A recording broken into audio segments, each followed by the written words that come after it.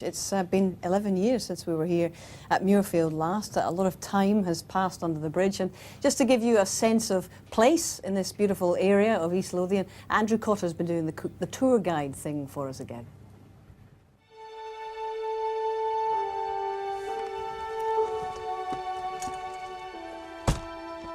Muirfield is one of the classic Open Championship courses, and it is one of a long and rich history. We're going to try and tell you a little bit about this place and a few interesting things nearby.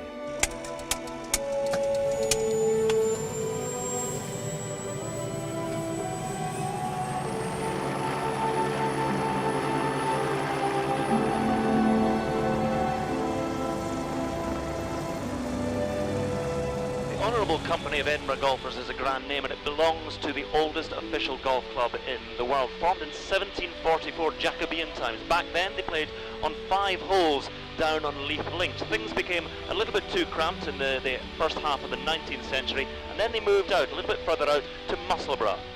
Now, Musselburgh is where they have played golf for the longest time. 1672 they first beat a ball around with a stick here, and it's now within the confines of the racecourse. And one very important thing that Musselburgh has given us is that every hole on every green that we play around the world is 4 1/4 inches in diameter, 10.8 centimetres. The reason it is because that was the width of the cutting implement used by the greenkeeper at Musselburgh.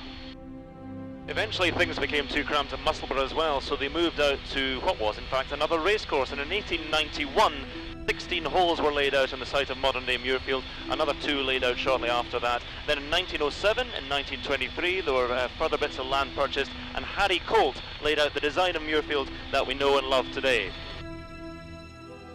A large part of this coastline is nature reserve. It's a stunning piece of land, and the John Muir Trail now runs for a large part of this coastline. John Muir is a personal hero of mine. He was the great wilderness campaigner, better known perhaps in the United States than he is here, but he was born in Dunbar, and he was the founding father of America's national park system, so he's largely responsible for places such as Yosemite, and he was born here in East Lothian.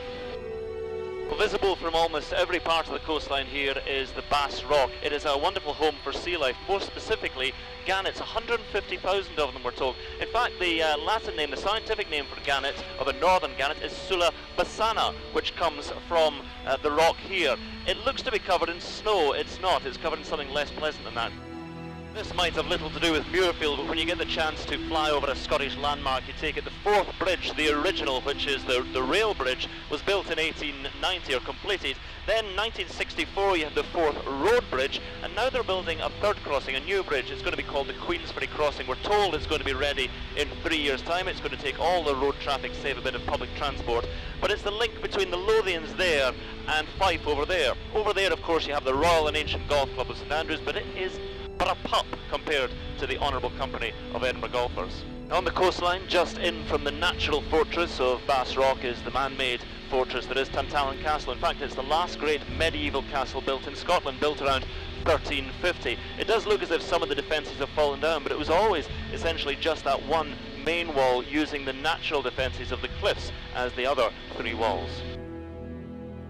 The history of the Honourable Company of Edinburgh Golfers and the Open Championship is inextricably linked. In fact, the club, along with Prestwick and the Royal and Ancient Golf Club, clubbed together to buy the original claret jug. The first of 15 Open Championships was held here in 1892, won by the English amateur Harold Hilton, and the list of winners here is a who's who of golf. You have Varden and Braid, Walter Hagen, Henry Cotton, Trevino, Jack Nicklaus, Gary Player, Watson, Nick Baldwin twice, Ernie Els. They really are the very best golfers who have won here at Muirfield.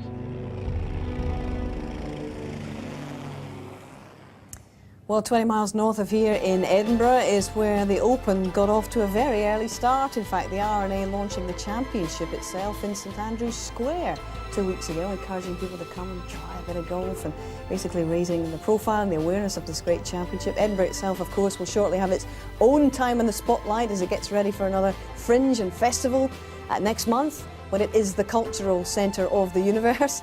Meanwhile, Muirfield is the centre of the golfing universe right now. As everybody enjoyed themselves in St Andrews Square, everybody's loving it here at Muirfield, and to that end, we welcome the Chief